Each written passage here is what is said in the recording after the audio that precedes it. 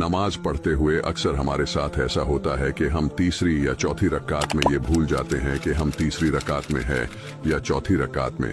तो इस सिचुएशन में हम क्या करें, देखते हैं रसूल सल्लल्लाहु अलैहि वसल्लम ने क्या फरमाया है। अल्लाह के रसूल मोहम्मद सल्लल्लाहु अलैहि वसल्लम ने फरमाया, जब तुम में से किसी को अपनी नमाज पर शक हो जाए और उसे मालूम ना हो कि उसने कितनी रकात नमाज पढ़ी है, 3 या 4, तो वो शक को छोड़ दे और जितनी रकातों पर उसे यकीन हो उन पर ही बुनियाद रखे।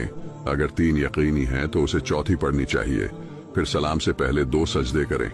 अगर उसने 5 रकातें पढ़ ली है तो ये सजदे उसकी नमाज को जुफ्त यानी 6 रकात कर देंगे, और अगर उसने 4 पूरे कर लिए तो ये सजदे शैतान की जिल्लत और रुसवाई का बास बनेंगे।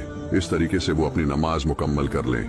देखा, इसका हल मिल गया। अब आप दूसरों को बताइए, अगर वो भी दूसरी या तीसरी रकात में भूल जाते हैं कि कौन सी रकात में